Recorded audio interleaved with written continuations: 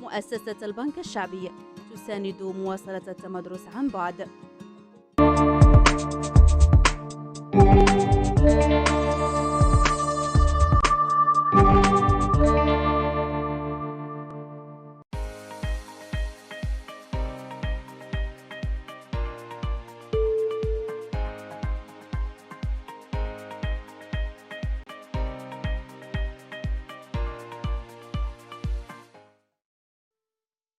Chers élèves de 3e année collège, bonjour. Je vais vous présenter un premier cours de la séquence 3, rédiger le début d'une nouvelle. Je vous rappelle, on est au 2e semestre de l'année scolaire. Notre séance sera une séance de lecture dans le titre « Le début d'une nouvelle » comme genre de récit. L'objectif de notre cours serait identifier les caractéristiques du début d'une nouvelle, repérer les étapes du schéma narratif dans les moyens les moyens employés dans le texte. Le support ou texte à utiliser est un extrait de Lettres d'Espagne de Prosper Mérimée. Commençons par une observation du document ou bien du texte. Alors, observez bien le document présenté ici. Si vous observez correctement le document, vous retrouvez un texte, une image. Alors, notre document se compose d'un texte et d'une image. Revenons vers l'image. Sur l'image, nous avons un personnage, un animal. L'animal est le cheval. Le personnage, à savoir l'homme, on l'appellerait un chevalier. Le texte, à sa fin, on retrouve des informations. Prosper Mérimée, Lettres d'Espagne. Prosper Mérimée, Lettres d'Espagne. C'est l'identification de notre texte ou bien des origines de notre texte. Récapitulons notre observation. Alors, selon l'observation, on a repéré une image représentant un chevalier à dos de cheval. Un texte extrait de Lettres d'Espagne. Selon les éléments obtenus à partir de l'observation, on pourrait émettre des hypothèses de lecture, c'est-à-dire supposer que pourrait être le contenu de notre texte. Première hypothèse que je pourrais donner. Peut-être que le texte va nous présenter un événement se déroulant en Espagne, parce que vous avez déjà le nom Espagne dans la source du texte. Le personnage du texte pourrait être un chevalier, présent dans l'image. Troisième hypothèse, on aurait présence d'un animal dans le texte, à savoir le cheval. Pour vérifier ces hypothèses, on va passer à une lecture du texte pour construire son sens. On va passer à la construction du sens. Je reprends encore le texte. Écoutez bien la lecture du texte. On célébrait une noce dans une ferme des environs de la commune andalouse d'Andújar. Les mariés avaient déjà reçu les compliments de leurs amis et l'on allait se mettre à table sous un grand figuier devant la porte de la maison. Chacun était en disposition de bien faire et les odeurs des jasmins et des orangers en fleurs se mêlaient agréablement aux parfums les plus substantiels s'exhalant de plusieurs plats qui faisaient plier la table sous leur poids. Tout d'un coup, parut un homme à cheval, sortant d'un bouquet de bois à portée de pistolet de la maison. L'inconnu sauta lestement à terre, salua les convives et conduisit son cheval à l'écurie. On n'attendait personne, mais en Espagne, tout passant est bienvenu à partager un repas de fête. D'ailleurs, l'étranger à son habillement paraissait être un homme d'importance. Le marié se détacha aussitôt pour l'inviter à dîner.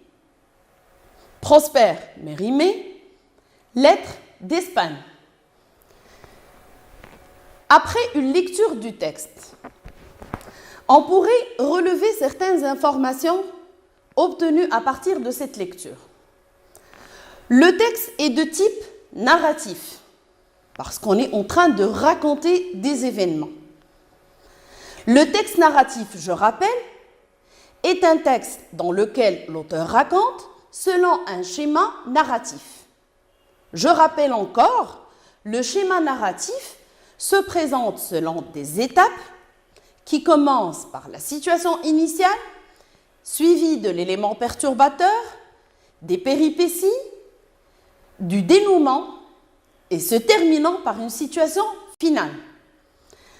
Où peut être situé notre texte par rapport à ce schéma narratif? Si on voit le texte, je pourrais le diviser en deux parties. Sur la première partie, on nous présente une situation dans laquelle on informe sur le lieu, c'est la ferme des environs de la commune andalouse d'Andújar. Première vérification de l'hypothèse, on est vraiment en Espagne. Deuxièmement, l'événement ici présenté est un événement heureux du moment qu'on est en train de célébrer une noce. Une noce, c'est-à-dire un mariage. Ensuite, nous avons arrivé d'un nouveau personnage. C'est l'arrivée de ce nouveau personnage est annoncée par l'expression tout d'un coup. C'est-à-dire, sur la première partie, on était sur une situation qui était stable et qui dure dans le temps. Dans la deuxième partie, commençant par tout d'un coup, nous avons un événement qui arrive soudainement ou bien de manière inattendue. C'est l'arrivée du chevalier. Le chevalier est un inconnu. Dans le texte, on utilise le terme inconnu pour désigner ce personnage. L'inconnu sauta lestement, c'est-à-dire avec souplesse. Alors, pour récapituler un peu, on est au début du schéma narratif, c'est-à-dire situation initiale, présentant des personnages dans une situation stable, ensuite une autre partie qui présente un élément qui perturbe cette situation stable. Et c'est l'élément déclencheur, ou bien qu'on pourrait appeler aussi élément perturbateur. Aussi, pour situer ces événements, on peut les situer dans un autre temps, dans le temps, à part dans le lieu. Dans le temps, comment? Vous avez dans le texte quelques éléments d'information. Vous avez un grand figuier. Le grand figuier, c'est un arbre qui donne des figues. Les figues, ce sont des fruits qu'on retrouve pendant l'été. Ensuite, vous avez l'odeur, les odeurs des jasmins, et des orangers en fleurs. J'explique encore, les jasmins, ce sont des plantes qui donnent des fleurs blanches à odeur très forte et très bonne aussi. Vous avez aussi les orangers. Les orangers, ce sont des arbres qui donnent des oranges. Ces orangers en fleurs, ils produisent les fleurs pendant le printemps. C'est-à-dire, notre histoire est située pendant le printemps, dans une ferme andalouse. Ça, sur la situation initiale, vous avez un cadre spatio-temporel. à savoir espace et temps. Je récapitule un peu les explications. Alors, les éléments présents dans le texte, je peux relever un cadre spatio-temporel. Spatio, à savoir le temps. Spatio, à savoir le lieu. Temporel, à savoir le temps. Lieu de texte, ou bien du récit, c'est une ferme dans une commune andalouse. Le temps, c'est le printemps, à travers les explications qu'on avait déjà données. Les jasmins et les orangers en fleurs.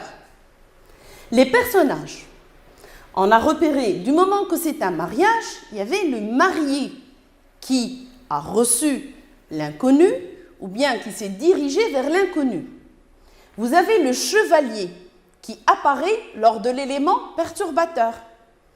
Les événements présentés dans le récit pourraient être récapitulés en deux. Nous avons une célébration de noces, je rappelle encore que c'est un mariage, et vous avez l'arrivée d'un chevalier. C'est-à-dire, à travers les informations qu'on avait relevées, on peut les situer dans un schéma. Alors, on est dans des étapes de récit.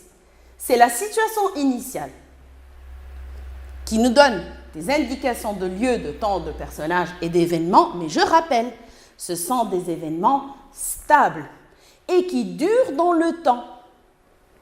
Vous avez aussi les moyens employés pour ces événements, cet événement qui est stable et qui constitue la situation initiale, c'est l'emploi de l'imparfait.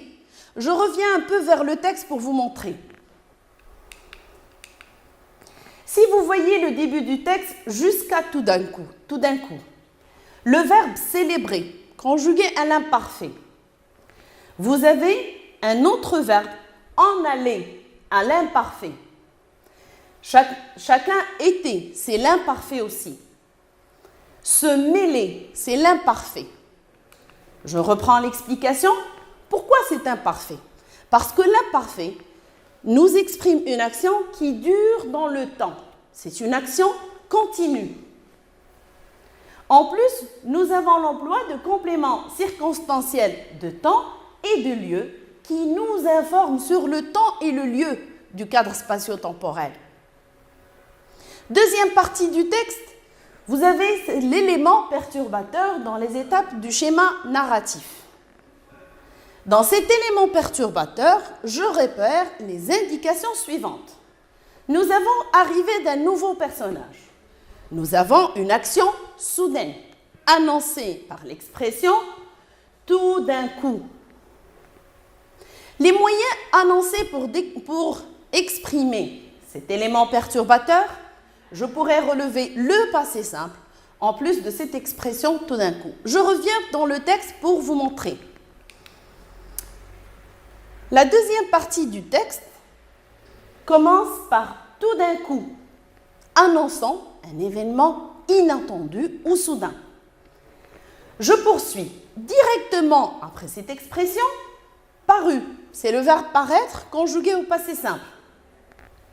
Passé simple parce que c'est une action soudaine et en général, le passé simple exprime une action qui est limitée dans le temps ou brève. Vous avez aussi d'autres verbes conjugués au passé simple. L'inconnu sauta lestement, sauta, c'est le verbe sauter, salua, conduisit. Sur la deuxième partie du texte, c'est-à-dire l'élément perturbateur du schéma narratif, on emploie le passé simple. Continuons. Faisons une synthèse générale du texte. Récapitulons tout ce qu'on a relevé. Alors, le texte est un récit. Ce récit est raconté au passé du moment qu'il emploie et le passé simple et l'imparfait comme temps de conjugaison. Le texte est extrait du début d'un récit. Pourquoi le début d'un récit? Parce qu'on a repéré une situation initiale et un élément perturbateur. Le texte raconte une situation stable, c'est la célébration de mariage, qui est ensuite coupée par un événement qui arrive soudainement ou bien de manière inattendue, c'est l'arrivée du chevalier. Le texte comme moyen qu'il utilise, nous avons les temps du récit. Je rappelle, c'est l'imparfait et le passé simple. La situation initiale est racontée à l'imparfait avec des compléments circonstanciels et des compléments circonstanciels de temps et de lieu pour préciser ce cadre spatio-temporel. L'élément perturbateur ou déclencheur est raconté au passé simple du moment qu'il arrive de manière inattendue. Et aussi qu'il est annoncé par l'expression tout d'un coup. Rappelez-vous bien cela, parce qu'on va réemployer les éléments et moyens étudiés dans le cours de lecture pour faire une production écrite. Alors, comme trace écrite qu'on pourrait garder du texte, on pourrait garder les éléments suivants. Alors, on est au début d'une nouvelle. Pourquoi la nouvelle? Parce que la nouvelle, c'est un genre de texte narratif. Source du texte, c'est-à-dire le livre duquel est extrait, s'appelle Lettres d'Espagne. L'auteur du texte, c'est Prosper Mérimée. Le type de texte, narratif ou bien que je pourrais appeler facilement aussi récit. Alors, ce texte est extrait du début d'un récit et il s'agit de la situation initiale et de l'élément perturbateur dans le schéma narratif. Je continue avec un tableau récapitulatif. Sur le tableau, vous avez deux parties dans le texte. La première partie, depuis son début, on célébrait jusqu'à leur poids.